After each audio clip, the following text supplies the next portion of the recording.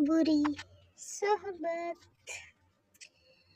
عامر ہمیشہ اپنی والدہ کی نصیحت ایک کان سے سن کر دوسرے کان سے نکال دیتا۔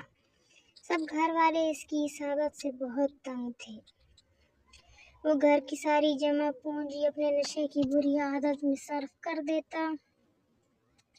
اس کا ایک ہی بھائی عمران تھا جو بہت محنتی تھا۔ عامر کے والد 3 سال پہلے وفات پا گئے۔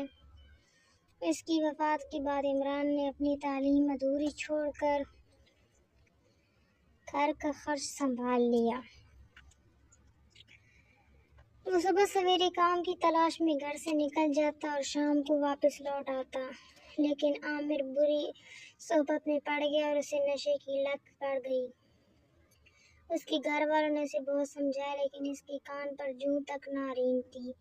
اس کے دوست اسے اس کے گھر والوں کے خلاف ورغلاتے اور ان کی باتوں میں آ جاتا۔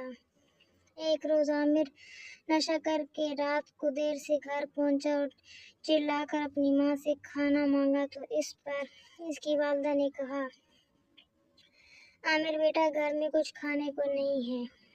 یہ سن کر عامر طیش میں آ گیا کیونکہ اسے بہت زیادہ بھوک لگی تھی اور چلا کر اپنی ماں کو برا بھلا کہنے لگا۔ عمران نے اسے روکا مگر اس نے کسی کی ایک نہ سنی۔ عمران نے اس کے منہ پر تھپڑ دے مارا۔ اس کی والدہ یہ سب دیکھ کر بلک بلک کے رو رہی تھی۔ اگلی صبح ماں نے عامر سے کہا، پہلے کام کر رقم لا پھر گھر میں کھانا پکے گا۔ یہ سن کر عامر آگ بگولا ہو گیا اور وہ اپنی ماں کو دھکا دے کر وہاں سے باہر نکل گیا۔ جب وہ اپنے دوستوں کے پاس پہنچا تو اس کے پاس پیسے نہ ہونے کی وجہ سے اس کے دوست اسے جھگڑا کرنے لگے اور اسے اتنا مارا کہ وہ زخمی ہو کر زمین پر گر پڑا۔ وہ گلی میں بے ہوش پڑا تھا تب چچا کرم داد کا وہاں سے گزر ہوا۔ اس نے عامر کو اس حالت میں پایا اور وہ اسے اسپتال لے گئے اور وہاں سے جب اس کے گھر میں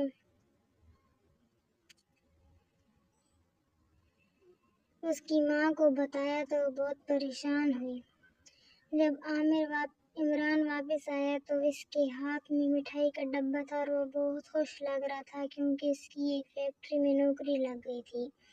اس کی والدہ بہت خوش ہوئی لیکن جب عمران کو عامر کی اس بات کا علم ہوا تو وہ بہت پریشان ہوا۔ اب عامر کو اپنے برے رویے اور بری صحبت کی سزا مل گئی تھی اور اب وہ نکاہت محسوس کر رہا تھا۔ اس نے اپنی والدہ سے برے رویے کی اور بری صحبت کی معافی مانگی تو اس کی والدہ نے اسے معاف کر دیا۔ کچھ دن بعد عامر نے ایک سرکاری اسکول میں داخلہ لے لیا۔ اب عامر دل لگا کر پڑھائی کرنے لگا۔ وقت کے ساتھ ساتھ اس کے گھریلو حالات بھی اچھے ہو گئے تھے۔